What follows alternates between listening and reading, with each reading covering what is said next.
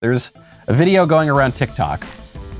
Every time I say that, I myself get a little chill up my spine. Nothing good generally goes around TikTok. There's a video of a sexually confused man who I guess identifies as a woman, who now claims that not only do we need to indulge his delusions, not only do we need to indulge the crack addict and give him pipes, not only do we need to indulge the thief and give him Gucci bags, not only do we need to indulge the sexually confused guy and pretend that he's a woman, but if we do not actively participate in that, if we do not sleep with the sexually confused guy, we are bigots.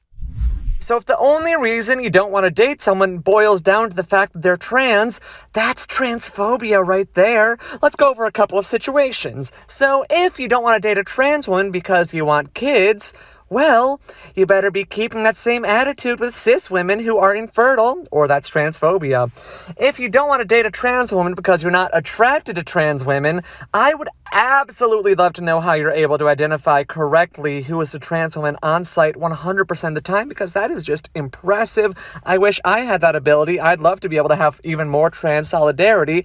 And then also just being super straight is the all lives matter of sexualities. It's not a real sexuality. It literally is just something that's made up to make fun of trans people and to hate on trans people. So, yes, super straights, I don't respect you and I don't respect that sexuality. Bye.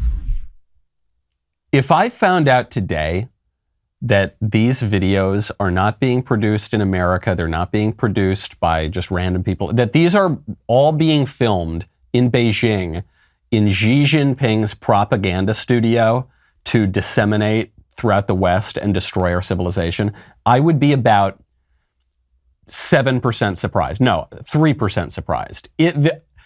This is really, really bad. It is, and frankly, it's even worse if this is not just propaganda intended to destroy our civilization, because it means that our civilization's already been rotted out so much from the inside that this is just naturally happening.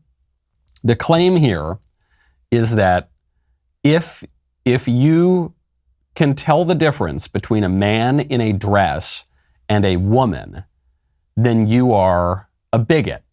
He's really saying no one can tell the difference, right? He looks like Marilyn Monroe, doesn't he? You couldn't tell line him up, you couldn't possibly tell the difference, right?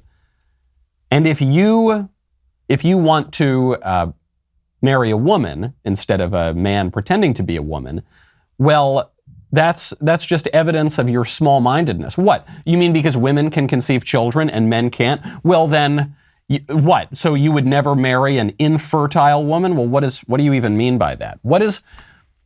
If you're telling me that the only difference between men in dresses and women is that women can produce babies, I mean, that's a pretty big difference.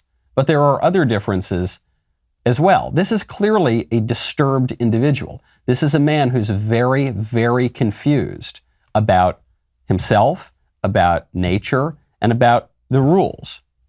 He should be helped. A good society would try to help this guy, not to indulge his delusion and his fantasy. A healthy society should try to help the crack addict, not by giving him crack, not by giving him a crack pipe. The good society should try to help the thief, not by giving him Nikes and Gucci handbags, but by saying, no, don't do that. That's bad.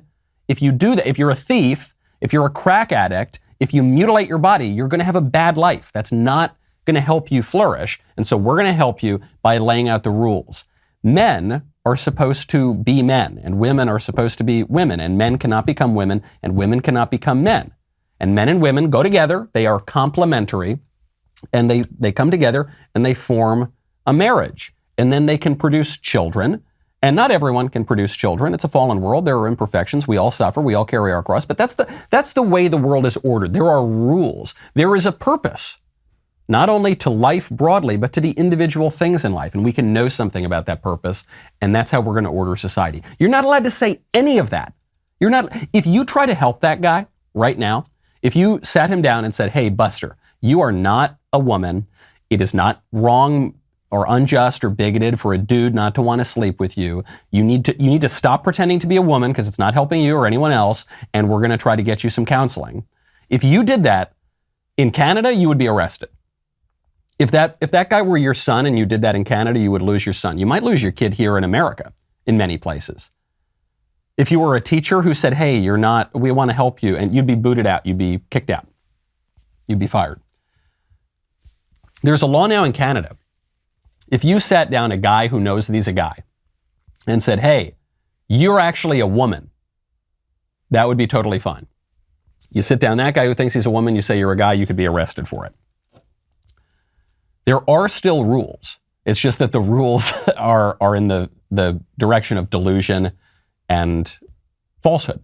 So the way we think of it now, the way on the left and on parts of the right actually, is that the rules are bad. They don't let us be free. Look, if that man wants to pretend that he's a woman and mutilate himself, that's fine. That's his right, man.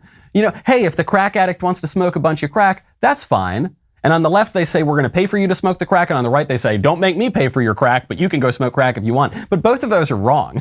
Don't smoke the crack, okay? These are basic rules. If you're a man, don't mutilate yourself and pretend to be a woman. And if you're a crack addict, put down the pipe.